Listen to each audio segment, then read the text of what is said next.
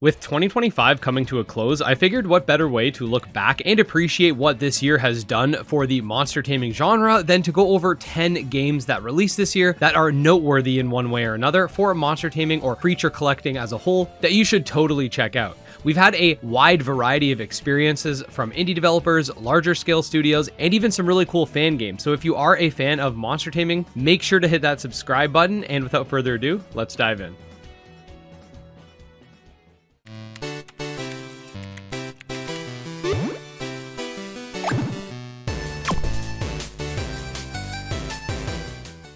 Alright, so starting out at number 10, and this is going to be the only fan game on this list, but we do have Digimon New World, which is a Pokemon-like Digimon game essentially, where you have the setting and theme being that of the digital world with Pokemon battling mechanics. If you're someone who really enjoys the Digimon story games, then this is something you might want to look into because it's definitely in line with one of those titles. It allows you to explore the digital world in RPG fashion. Again, it's a fan game, so I can't really link it below for obvious reasons, but it's pretty easy to find if you search for it. There's another fan game that's releasing this month. In fact, it might be out by the time this video goes live, but I will have coverage on that. So if you're wondering why the Digimon platformer that just released isn't on this list, that's why.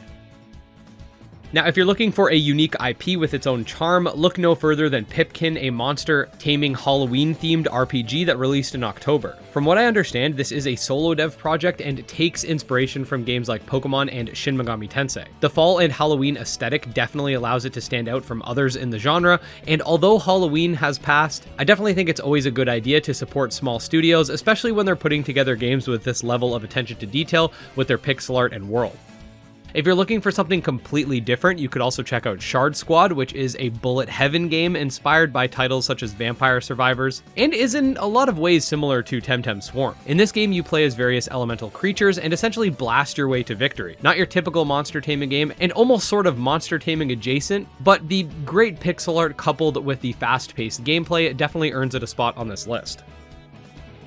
Following that theme of action-based monster taming games, next we have Creature Keeper, which is basically what happens when you mix Zelda and monster taming together, and maybe even a little bit of Dark Souls into a top-down action RPG. The game has you collecting and utilizing monsters as companions in real-time combat, allowing you to roll dodge and attack enemies with a human character, while the monsters do their thing on the side. The game actually got a lot of attention at OTK, but it definitely still deserves more attention still. It's got a lot of funny moments and great characters, and also dares to innovate in a fun and exciting way. If you're looking for something more in line with a traditional Pokemon-esque game, you could also check out Dokimon Quest or Dokimonsters Quest, which is just as it sounds, a classic pixel art turn-based RPG where you explore a vibrant and colorful world inspired by Game Boy Color aesthetics and can collect the alien creatures known as Dokimon that, while on the surface seemed sort of cute and cuddly, kind of led to the death of 90% of the people on the planet, which is kind of messed up. The game's really cool, and the developer has been continuing to work on monster taming experiences. It released last year, but just got a Switch port last week, so definitely make sure to check it out. Another monster taming RPG that released this year was Evocreo 2, which was honestly kind of a meme since it had been delayed so many times, but it finally did release on mobile platforms and is what you'd expect in terms of it being an expansion on the original Evocreo. It's a turn-based monster taming RPG where you explore a vast world, participate in battles that, while simple on the surface, contain a lot of complexity under the hood, and you have to basically go up against PETA, so there's that. The first game is actually planned to come out on Steam this year, and Evocreo 2 is set for a Q1 2026 launch on Steam, so look forward to that port as well. If you're looking for something more relaxing and cozy, Slime Rancher 2 just released in 1.0, aka its full version, after a few years of early access. This is a game that I always see universally praised by those that enjoy cozy type games, and for good reason. The game basically has you collecting and, dare I say, ranching various slimes in order to build a base with a farm and conservation, and also allows you to explore a vibrant world at your own pace. I'm not a big cozy games type person, but this game's just absolutely gorgeous and also has a slow, sort of relaxing action adventure type vibe to it as well.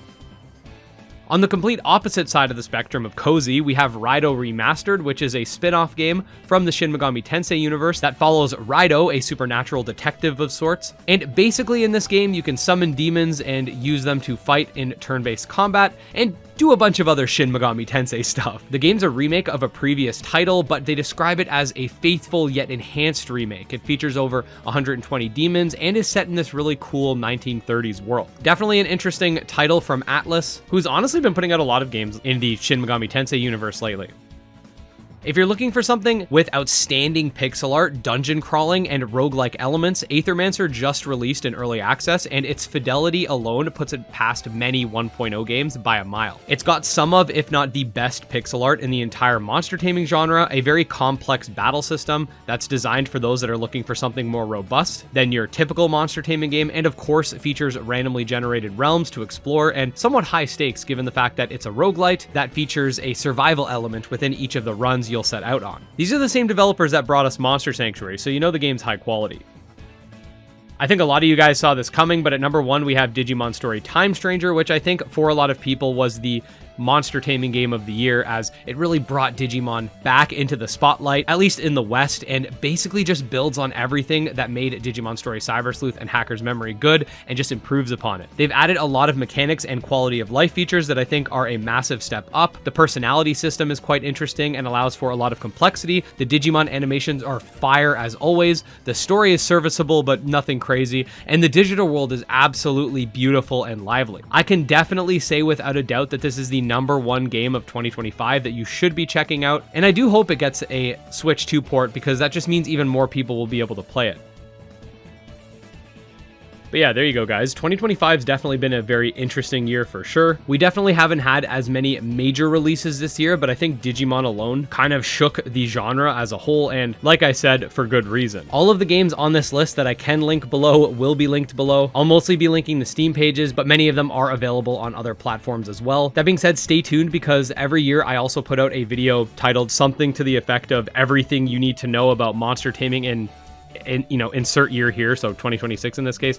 I'm going to be releasing that a little bit early this year. Usually I do them on like the first of every year. We'll probably release it within the next week or two, so stay tuned for that because there's a lot happening in 2026, and this channel is going to continue to cover monster taming just as heavily as I have been for the last almost 6 years at this point. As always, guys, thank you so much for watching. Make sure to check out my Discord, Patreon, channel memberships, all that fun stuff, and special thanks to our supporters, especially Candy Marunci, Tragsoft, Valorware, Nemo, and Wrathful Beast, and we'll see you next time.